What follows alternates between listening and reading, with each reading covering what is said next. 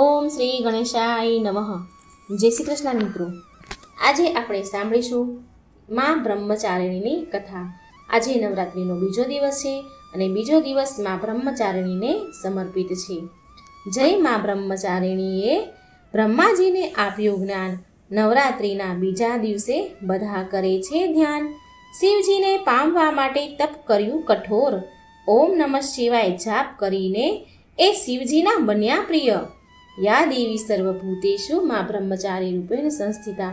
નમસ્તશ્યે નમસ્તશ્યે નમસ્તશ્યે નમો નમઃ. જય માતાજી. ઓમ નમઃ શિવાય. પ્રિય ભક્તો, આજે આપણે નવરાત્રિના બીજા દિવસે સાંભળીશું બ્રહ્મચારિણી માતાની વાર્તા. આ બીજો દિવસ નવરાત્રિમાં મા તારાને પણ સમર્પિત છે, એટલે કે મા નવદુર્ગાનું સ્વરૂપ મા બ્રહ્મચારિણીની પૂજા કરવામાં આવે છે. માન્યતા છે કે જે મનુષ્ય આ દિવસે મા બ્રહ્મચારિણીના મા તારાની કથા સાંભળે છે અને પૂજા પાઠ કરે છે તો મા તેના ભક્તોને ભયંકર વિપત્તિમાંથી મુક્તિ અપાવે છે, સાથે લાંબી આયુષ્યનો આશીર્વાદ પણ આપે છે. કથા સાંભળનારને બધા પ્રકારના સુખ મળે છે, કાર્યમાં સફળતા મળે છે, વ્યક્તિને લક્ષ્મીની પ્રાપ્તિ થાય છે, ઘરમાં સુખ સમૃદ્ધિ મળે છે. તો આજે આપણે સાંભળીશું મા બ્રહ્મચારિણીની અને મા તારાની અતિ દુર્લભ કથા. તો મિત્રો, તમને વિનંતી છે કે આ કથાને બહુ શ્રદ્ધાથી, ભાવથી, પ્રસન્નચિત્ત મનથી સાંભળજો. સાથે ચેનલને સબસ્ક્રાઇબ કરજો, વિડીયો શેર કરજો અને લાઈક પણ કરજો. કથાને પૂરી અંત સુધી સાંભળવા વિનંતી. અને કથા ગમે તો કમેન્ટમાં જય માતાજી જરૂર લખજો. સૌ પ્રથમ સાંભળીએ 10 મહાવિદ્યામાંથી એક મા તારાનું રૂપ મા કાળીના સમાન કહેવાય છે. જે કારણથી આ મા તારા કાળીના કુળમાં આવે છે. માનું આ રૂપ ભક્તોને આર્થિક ક્ષેત્રમાં ઉન્નતિ પ્રદાન કરનાર છે અને પછી જીવનમાં મોક્ષ પ્રદાન કરનાર છે. પ્રિય ભક્તો, આ કથા એ સમયની છે જ્યારે માતા સતી એમના પિતાના ઘરે જવા માટે ભગવાન શિવ સાથે જીદ કરવા લાગ્યા. કેમ કે માતા સતીના પિતા રાજા દક્ષે મહાયજ્ઞનું આયોજન કર્યું હતું. એમણે શિવજીને યજ્ઞમાં આમંત્રણ આપ્યું નહીં. હવે આ સમાચાર મળતા માતા સતી એકલા જ યજ્ઞમાં જવા માંગતા હતા. આના માટે તેમણે તેના પતિ શિવજીને અનુમતિ માંગી, પણ શિવજીએ અનુમતિ આપી નહીં. શિવજીએ જવાની ના કહી દીધી. માતા સતી દ્વારા વારંવાર કહેવાથી પણ શિવજી માન્યા નહીં. તો માતા સતીને ક્રોધ આવી ગયો અને શિવજીને એમનું મહત્વ બતાવવાનો નિર્ણય લીધો. ત્યારે માતા સતીએ ભગવાન શિવને તેમના 10 રૂપોના દર્શન દીધા, જેમાંથી બીજી દેવી તારા હતા, મા તારણી હતા. આ 10 સ્વરૂપ 10 મહાવિદ્યા કહેવાય છે. મહાકાળી અને મા તારાના રૂપમાં ઘણી બધી સમાનતા છે, પણ અમુક વસ્તુ છે જે બંનેનું અલગ રૂપ પ્રદાન કરે છે. મા તારાનું વર્ણ નીલું છે, વાદળી કલરનું, માટે એમનું નામ નીલ સરસ્વતી પણ કહેવાય છે. એમના માથા ઉપર એક મુગટ છે, જેના ઉપર અર્ધચંદ્રમા અને કેશ ખુલ્લા છે, વિખરાયેલા છે. મુખ થોડું એવું ખુલ્લું છે અને આશ્ચર્યચકિત મુદ્રામાં છે. માં ખુલ્લા મુખથી હસતા પણ દેખાય છે. ગળામાં ભગવાન શિવની જેમ સાપ લપેટાયેલા છે. માના 4 હાથ છે, જેમાંથી એક ખડગ, બીજા હાથમાં તલવાર, ત્રીજા હાથમાં કમળનું ફૂલ અને ચોથા હાથમાં કાતર પકડેલી છે. માના અમુક વિભિન્ન રૂપોમાં તેમના એક હાથમાં તલવારની જગ્યાએ વાટકો પકડેલો છે, જેને આપણે ખપ્પર પણ કહીએ છીએ, જેમાં તેમની જીભ થોડી એવી બહાર નીકળેલી છે. એમાંથી લોહી વહી રહ્યું છે. તો અમુકમાં એમના હાથમાં રાક્ષસની ખોપડી પણ પકડેલી છે. મા ગળામાં રાક્ષસોના કપાયેલા માથાની માળા પહેરે છે અને વસ્ત્રના રૂપમાં વાઘનું ખાલ ચામડું પહેરે છે. માનું આ રૂપો ભીષણ હોવાની સાથે સાથે એમના ભક્તોને અભય પ્રદાન કરવાવાળું છે. મા તારાની એક કથા સમુદ્ર મંથન સાથે જોડાયેલી છે.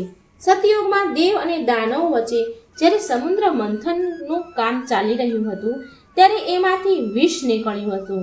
ત્યારે સૃષ્ટિને આ વિષના પ્રભાવથી બચાવવા માટેના ઉદ્દેશથી ભગવાન શિવે એ વિષ પી લીધું હતું. એ વિષનો પ્રભાવ એટલો વધારે હતો કે ભગવાન શિવની આંખોની સામે અંધારું છવાઈ ગયું. એ મૂર્છા થવાના જ હતા, એ બેભાન અવસ્થામાં આવવાના જ હતા કે દેવી દુર્ગાએ મા તારાનું રૂપ ધારણ કર્યું અને ભગવાન શિવને મા તારાએ ભગવાન શિવની માના રૂપમાં એમણે સ્તનપાન કરાવ્યું. મા તારા દ્વારા સ્તનપાન કરવાથી ભગવાન શિવ ઉપર વિષ્ણુ પ્રભાવ ઓછો થઈ ગયો અને શિવજી ફરી ચેતન અવસ્થામાં આવી ગયા. મા તારાના આ કામથી એમનું મહત્વ વધારે વધી ગયું હતું તથા તેમને ભગવાન શિવની માની ઉપાધિ પણ મળી હતી. આ કારણથી ભક્તો મા તારાને માતૃત્વ ભાવથી જુએ છે અને એ રૂપમાં એમની સાધના કરે છે. મા તારાનું રૂપ અત્યંત ભયંકર અને ડરાવનું છે, પણ એ મા તારા આને બિલકુલ વિરુદ્ધ છે. મા તારા એમના ભક્તોને આ જગતના ભૌતિક અને સાંસારિક દુઃખોથી પાર પાડે છે, તારે છે, જે કારણથી એમનું નામ તારા પડ્યું. એવું કહેવાય છે કે સર્વપ્રથમ મહર્ષિ વશિષ્ઠે મા તારાની આરાધના કરી હતી, માટે મા તારાને વશિષ્ઠ આરાધિતા તારા પણ કહેવાય છે. ઋષિ વશિષ્ઠે પહેલા ભગવતી તારાની આરાધના વૈદિક રીતથી કરી હતી, જે સફળ ન થઈ શકી. તેમને અદ્રશ્ય શક્તિમાં સંકેત મળ્યો કે એ તાંત્રિક પદ્ધતિ દ્વારા ઉપાસના કરે. જ્યારે ઋષિ વશિષ્ઠે તાંત્રિક પદ્ધતિનો આશરો લીધો ત્યારે તેમને સિદ્ધિ પ્રાપ્ત થઈ. પ્રિય ભક્તો, ઉગ્ર હોવાના કારણે આમને ઉગ્ર તારા પણ કહેવાય છે. ભયંકરથી પણ ભયંકર કષ્ટ વગેરેથી એમના ભક્તોને દેવી સુરક્ષિત રાખે છે, માટે તેમને ઉગ્ર તારિણી પણ કહેવાય છે. મા તારાની જાગરણની કથા અનુસાર મહારાજ દક્ષની 2 પુત્રીઓ તારા દેવી અને રૂકમ ભગવતી દુર્ગાની ભક્તિ હતી. અતૂટ વિશ્વાસ મા પર રાખતી હતી. બંને બહેનો નિયમપૂર્વક એકાદશીનું વ્રત કરતી હતી અને મા દુર્ગાના જાગરણમાં એક સાથે બંને ભજન કીર્તન સાંભળતી હતી. એકાદશીના દિવસે એકવાર ભૂલથી નાની બહેન રૂકમે માંસ ખાઈ લીધું. મા તારા દેવીને જ્યારે ખબર પડી તો એમને રૂકમ પર બહુ ક્રોધ આવ્યો અને એ બોલ્યા કે તું તો મારી બહેન છે, પરંતુ મનુષ્ય દેહ મેળવીને તે નીચ યોનિના કામ કર્યા છે. એકાદશીના દિવસે મનુષ્ય ચોખા પણ નથી ખાતા અને તે માંસ ખાઈ લીધું, માટે તું ગરોળી બનવા યોગ્ય છે. હું તને શ્રાપ આપું છું કે તું કીડા મકોડા ખાવાવાળી ગરોળી બની જા. મોટી બહેનના મુખેથી નીકળેલા શબ્દોને રૂકમે સ્વીકાર કર્યા અને સાથે પ્રાયશ્ચિતનો ઉપાય પણ પૂછ્યો. તારા દેવી બોલ્યા કે ત્યાગ અને પરોપકારથી બધા જ પાપ છૂટી જાય છે. હવે શું થાય? બીજા જન્મમાં તારા દેવી ઇન્દ્રલોકની અપ્સરા બની અને નાની બહેન રૂકમ ગરુણીની યોનિમાં પ્રાયશ્ચિતનો અવસર શોધવા લાગી. દ્વાપર યુગમાં જ્યારે 5 પાંડવોએ અશ્વમેઘ યજ્ઞ કર્યો ત્યારે તેમણે દૂત મોકલીને દુર્વાસા ઋષિ સહિત 33 કોટી દેવી દેવતાઓને નિમંત્રણ આપ્યું. જ્યારે દૂત દુર્વાસા ઋષિના આંગણામાં આવ્યા નિમંત્રણ લઈને, તો દુર્વાસા ઋષિ બોલ્યા, જો 33 કોટી દેવી દેવતા યજ્ઞમાં ભાગ લેશે તો હું એમાં સામેલ નહીં થઈ શકું. હવે દૂત 33 કોટી દેવી દેવતાઓને નિમંત્રણ આપીને પાછા પહોંચ્યા તો દુર્વાસા ઋષિનો બધો જ વૃત્તાંત પાંડવોને સંભળાવ્યો. જ્યારે યજ્ઞ શરૂ થયું તો પ્રિય ભક્તો 33 કોટી દેવી દેવતા યજ્ઞમાં ભાગ લેવા આવ્યા, પણ દુર્વાસા ઋષિને યજ્ઞમાં ન જોઈને બધાએ પૂછ્યું કે દુર્વાસા ઋષિને કેમ નથી બોલાવ્યા. એટલે પાંડવોએ વિનમ્રતાપૂર્વક જવાબ આપ્યો કે એમને નિમંત્રણ તો મોકલવામાં આવ્યું હતું, પણ એ અહંકારના કારણે ન આવ્યા. યજ્ઞમાં પૂજા વગેરે સમાપ્ત થયું. ત્યાર પછી ભોજન માટે ભંડારાની તૈયારી થવા લાગી. દુર્વાસા ઋષિએ જ્યારે જોયું કે પાંડવોએ એની અપેક્ષા કરી છે તો તેમણે અત્યંત ક્રોધમાં આવીને પક્ષીનું રૂપ ધારણ કર્યું અને એમની ચાંચમાં એક મરેલો સાપ લઈને ભંડારામાં ફેંકી દીધો. એના વિશે કોઈને જ ખબર ન પડી, માત્ર ખીરની કડાઈમાં જઈને તે સાપને નાખી દીધો. એક ગરોળી હતી જે પાછલા જન્મમાં તારા દેવીની બહેન રૂકમ હતી તથા બહેનના શ્રાપના કારણે આ જન્મમાં જે ગરોળી બની હતી એ સાપનું ભંડારામાં પડવું જોઈ રહી હતી. ખીરના કડાઈમાં પડી એણે બધું જોયું. તેને ત્યાગ અને પરોપકારની શિક્ષા હજી સુધી યાદ હતી. એ ભંડાર ઘરની દિવાલ પર સંતાઈને વાટ જોઈ રહી હતી કે કેટલાય લોકોના પ્રાણ બચાવવા માટે તેને તેના પ્રાણ ન્યોછાવર કરવાનું મનમાં તેને સંકલ્પ બનાવી લીધો હતો. જ્યારે ખીર ભંડારામાંથી પીરસવા માટેનો સમય આવ્યો તો એક ગરોળી દિવાલ પરથી કૂદીને ખીરની કડાઈમાં પડી. બધા જ લોકો ગરોળીને જેમ તેમ બોલીને ખીરની કડાઈને ખાલી કરવા લાગ્યા. ત્યારે એમાં બધાએ એક મરેલા સાપને જોયું. જ્યારે બધાને ખબર પડી કે ગરોળીએ તેનો જીવ આપીને બીજાના પ્રાણોની રક્ષા કરી છે. તો આ પ્રકારે હાજર બધા સજ્જનો દેવી દેવતાઓએ તે ગરોળી માટે પ્રાર્થના કરી. તેને બધી જ યોનિમાં ઉત્તમ મનુષ્ય યોનિ મળી તથા અંતમાં એ મોક્ષને પ્રાપ્ત થઈ. ત્રીજા જન્મમાં એ ગરોળી રાજા સરપરસ્તના ઘરે કન્યા બની અને બીજી બહેન તારા દેવીએ ફરી મનુષ્ય જન્મ લઈને તારામતીના નામથી અયોધ્યાના પ્રતાપી રાજા હરિશ્ચંદ્ર સાથે વિવાહ કર્યા.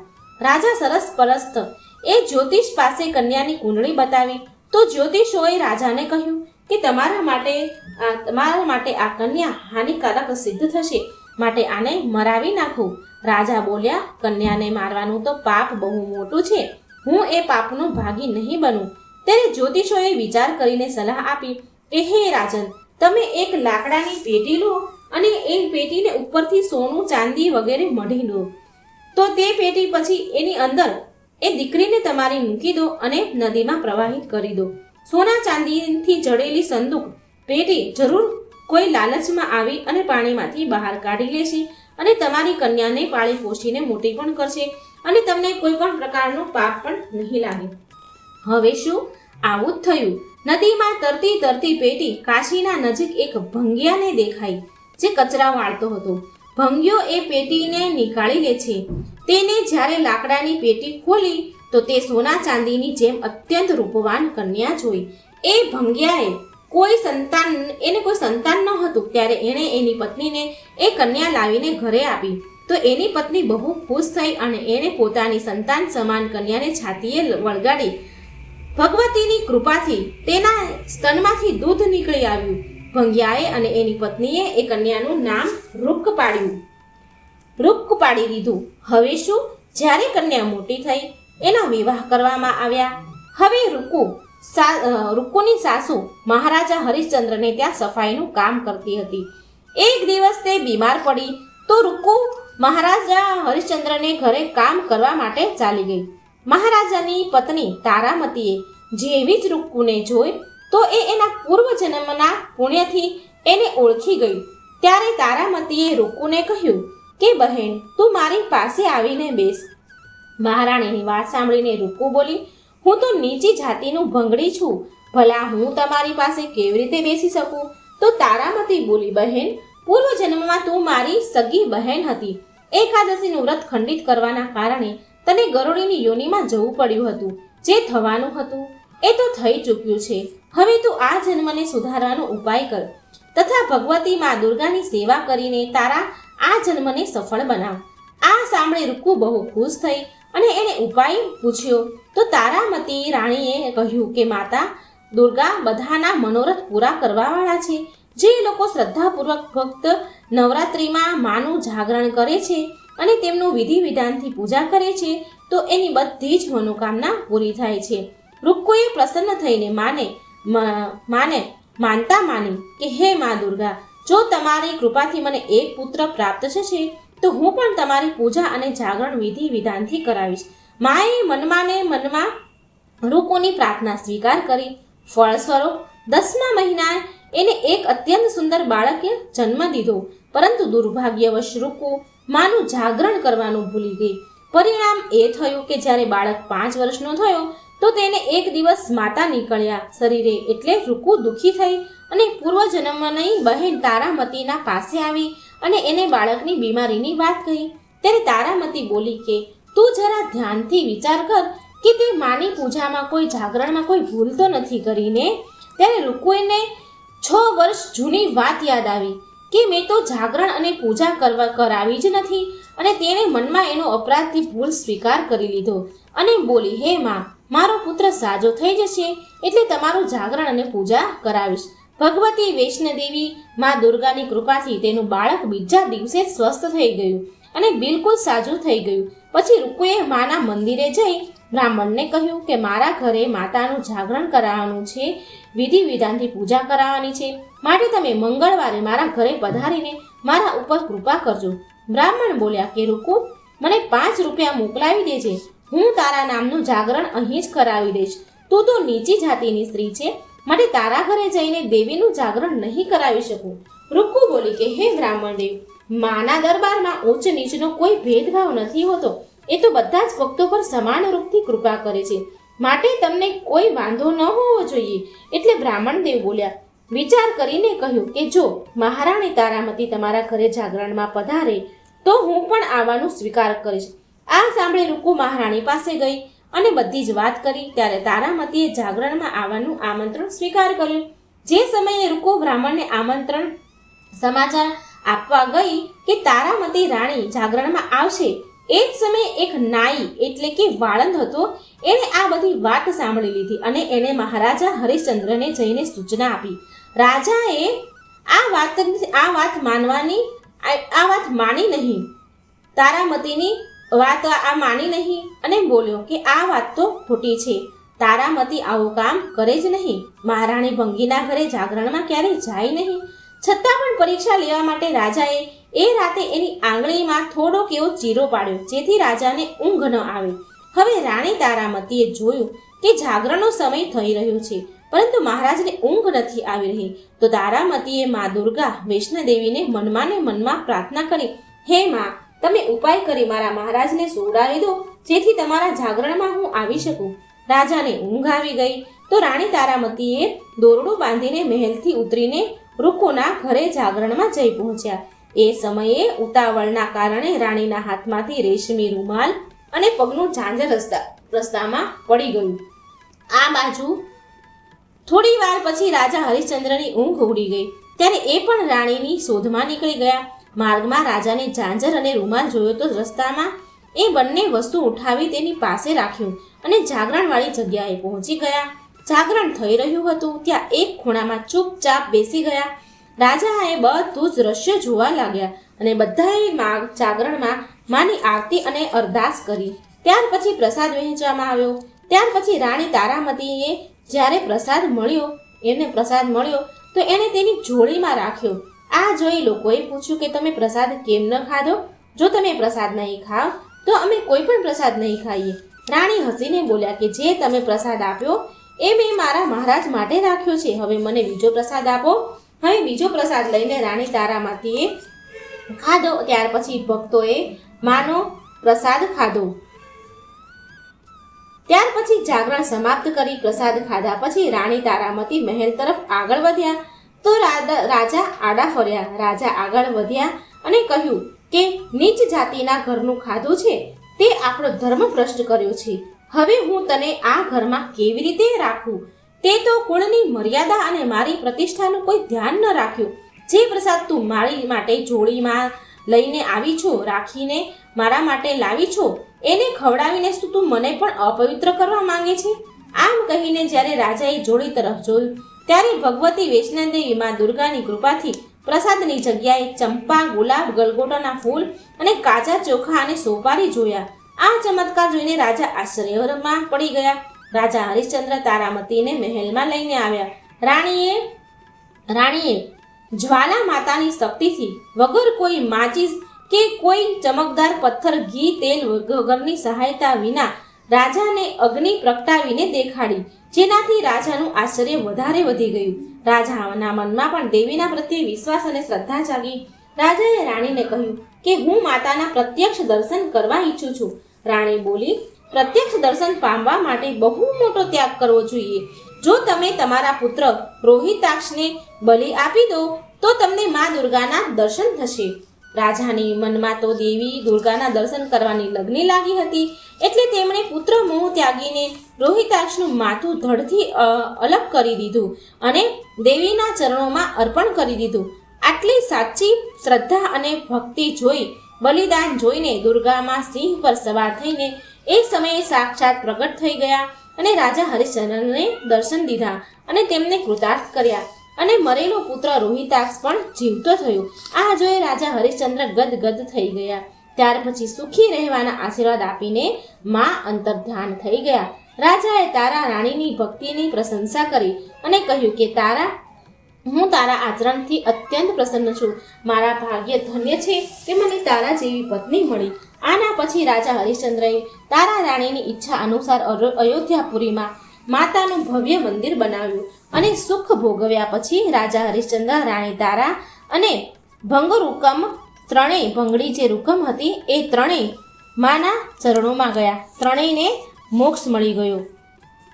ત્રણેય મનુષ્ય જીવનમાંથી છૂટીને દેવલોક ગયા. તારા રાણીના જાગરણ દ્વારા તારા રાણીની આ કથાને જે મનુષ્ય વિધિપૂર્વક સાંભળે છે કે વાંચે છે તેની બધી જ મનોકામના પૂરી થાય છે. સુખ અને સમૃદ્ધિ વધે છે, શત્રુઓનો નાશ થાય છે અને સર્વ મંગલ થાય છે. જય મા તારા. ઓમ નમઃ શિવાય. હર હર મહાદેવ. હવે મિત્રો આપણે સાંભળીશું નવરાત્રિના બીજા દિવસે સાંભળવામાં આવતી મા બ્રહ્મચારિણીની કથા. બ્રહ્મચારિણીનો અર્થ છે તપની ચારિણી, એટલે કે તપનું આચરણ કરવા વાળી. દેવીનું આ રૂપ પૂર્ણ જ્યોતિમય અને અત્યંત ભવ્ય છે. આ દેવીના ડાબા હાથમાં જપની માળા છે, જમણા હાથમાં એક કમંડળ ધારણ કરેલ છે. પૂર્વજન્મમાં આ દેવીએ રાજા હિમવાનને ત્યાં પુત્રીના રૂપમાં જન્મ લીધો હતો અને નારદજીના ઉપદેશથી ભગવાન શંકરને પ્રાપ્ત કરવા માટે ઘોર તપસ્યા કરી હતી. આ કઠોર તપસ્યાના કારણે આમને તપચારિણી એટલે કે બ્રહ્મચારિણીના નામથી અભિહિત કરવામાં આવ્યા. 1000 વર્ષ સુધી માએ માત્ર ફળ ફૂલ ખાઈને વિતાવ્યા અને 100 વર્ષ સુધી માત્ર જમીન પર રહીને શાક પર નિર્વાહ કર્યું. થોડા દિવસ સુધી કઠિન ઉપવાસ રાખ્યા અને ખુલ્લા આકાશ નીચે વરસાદ અને તાપની ઘોર કષ્ટ પીડા સહન કરી. 30,000 વર્ષો સુધી તૂટેલા બિલ્લીપત્ર ખાધા ભગવાન શંકરની આરાધના કરતા રહ્યા. ત્યાર પછી તેમણે સુકાયેલા બિલ્લીપત્ર ખાવાનું પણ છોડી દીધું. કેટલાય હજાર વર્ષો સુધી નિર્જળ અને નિરાહાર રહીને તપસ્યા કરતા રહ્યા. પાનને ખાવાનું પણ છોડી દીધું. પાન પણ ખાવાના એમને છોડી દીધા અને પાન ખાવાના છોડવાના કારણે એમનું નામ અપર્ણા પડ્યું. કઠોર તપસ્યાના કારણે દેવીનું શરીર એકદમ ક્ષીણ થઈ ગયું. દેવતા, ઋષિ, સિદ્ધગણ બ્રહ્મચારિણીની તપસ્યાને અભૂતપૂર્વ પુણ્ય કાર્ય બતાવ્યું, પ્રશંસા કરી અને કહ્યું, હે દેવી, આજ સુધી કોઈએ પણ આવી કઠોર તપસ્યા નથી કરી. આ તમે જ કરી શકો. તમારી મનોકામના પૂરી થશે અને ભગવાન ચંદ્રમૌલી શિવજી તમને પતિ રૂપમાં પ્રાપ્ત થશે. હવે તપસ્યા છોડીને ઘરે પાછા ચાલ્યા જાઓ. જલ્દી, તમારા પિતા તમને બોલાવવા આવી રહ્યા છે. મા પાર્વતીના કઠોર તપસ્યાથી ભગવાન શિવ પ્રસન્ન થયા અને તેમને નામ આપ્યું બ્રહ્મચારિણી. આ કથાનો એ સાર છે કે જીવનમાં કઠિન સંઘર્ષમાં પણ મન વિચલિત ન થવું જોઈએ. મા બ્રહ્મચારિણીની કૃપાથી સર્વ સિદ્ધિ પ્રાપ્ત થાય છે. નવરાત્રિના બીજા દિવસે દેવીના આ રૂપની ઉપાસના કરવામાં આવે છે. તો એકવાર પ્રેમથી બોલો મા બ્રહ્મચારિણીની જય. જય મા દુર્ગા. ઓમ નમઃ શિવાય. મિત્રો, આ હતી નવરાત્રિના બીજા દિવસની કથા. જો વિડીયો સારો લાગે તો લાઈક અને શેર કરવાનું ભૂલશો નહીં. આ ચેનલને સબસ્ક્રાઈબ જરૂર કરજો. જય શ્રી કૃષ્ણ. રાધે રાધે. Thank you. જય માતાજી.